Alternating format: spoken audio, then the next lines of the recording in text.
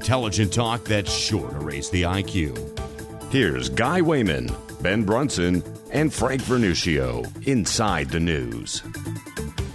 Welcome back to our second segment of Inside the News, our international segment. Frank Vernuccio, Ben Brunson, myself, Guy Wehman. Welcome back. We've got a lot to talk about. We mentioned Greece and Turkey, and we're not talking baklava or a turkey and ham sandwich here. We're talking some serious issues.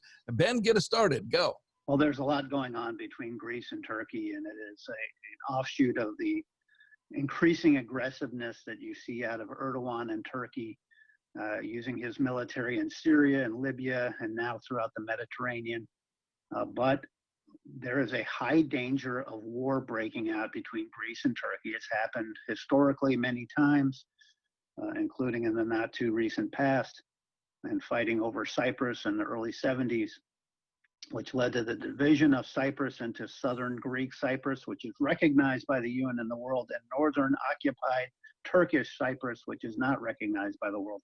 But what's the root of what's going on between Greece and Turkey right now? And it'll explain a lot of what Erdogan has been doing. There has been, over the last 20 years, the discovery of trillions of cubic meters of natural gas underneath the Mediterranean. It turns out that the Mediterranean could be the source of energy for Europe for decades to come. A lot of countries are making claims and extending their territorial waters to make their claim. Egypt, Israel, Jordan, and a couple other countries, including the Palestinians, have come together last year to set up the Eastern Med Gas Alliance and essentially on a friendly basis carve up territory in the Mediterranean to go drill for natural gas. These deposits are so large that just one area could power the United States for a decade.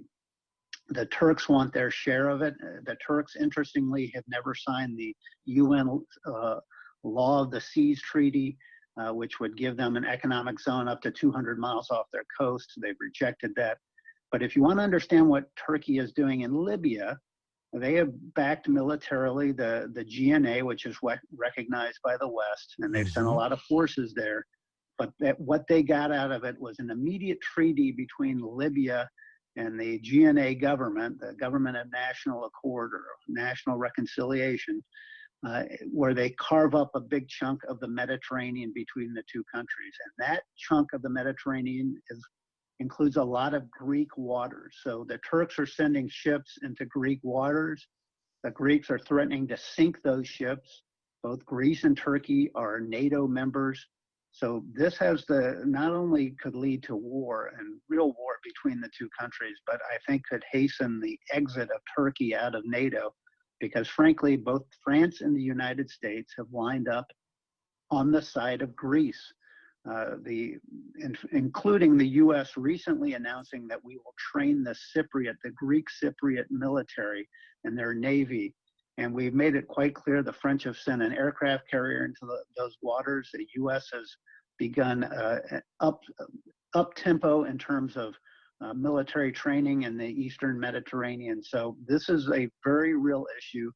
It is a very big flashpoint. Doesn't get much coverage in the United States, but we could see two NATO members very much in open war.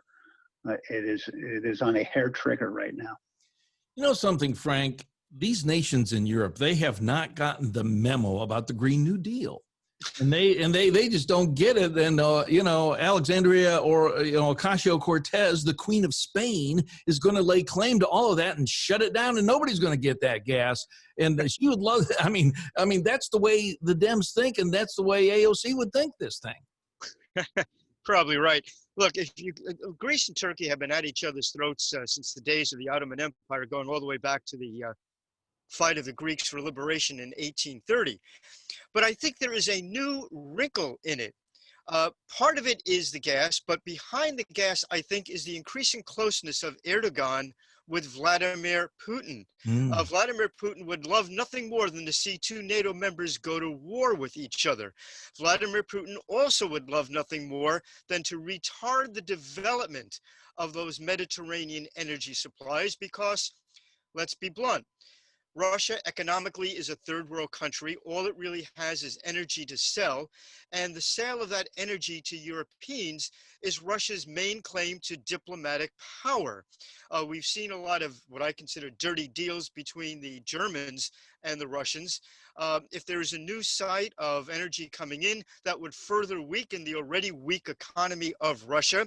So I think Putin will do everything possible to encourage Erdogan to go to war with Greece to, one, disrupt NATO, and two, retard the development of those energy supplies, which could make Europe more energy independent from Russia.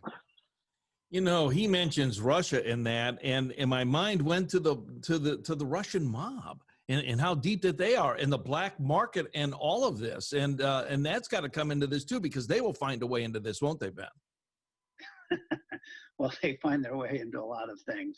I don't know how involved they'll be in the energy segment, but I think Frank's points are dead on. Part of the issue is that what is developing is a proposed pipeline about 2,000 kilometers under the Mediterranean into Greece, which would be a direct competitor against Russian natural gas supplies into Europe. So that is one reason why the U.S. has lined up, and France, so strongly with this new alliance that has emerged: Egypt, Israel, Jordan, Greece, you can include in that. And one reason why Erdogan is being urged on by Putin, his emerging ally in Moscow, to be more aggressive, because what Putin sees is that this conflict between Greece and Turkey would slow down any development of this natural gas, and of course Russia is completely dependent on energy sales, especially to Europe, to drive its economy. It's a one-trick pony. There really isn't much in the Russian economy other than the energy sector. So when these new competitors emerge, it is a direct threat to Moscow and its ability to fund its operations and its military. That is Ben Brunson. He's the author of the Falstaff, Enigma, and Esther, Sling. You can find those books at Amazon.com or BenBrunson.com, and more about Ben there. And then we also have Frank Vernuccio. He's with the American Analysis of News and Media, and you can find more about Frank at usagovpolicy.com. You're listening to us on YouTube and our affiliates across the country, SoundCloud, and AUN-TV.com. We've got a lot more to come up here, and we're going to talk about Biden. And what about Bernie? Is he laying in wait like the bride that is has been dissed or something? Oh, man, a lot to talk about right here in Inside the News. We'll be back. You're listening to Wehman, Brunson, and Vernuccio, Inside the News.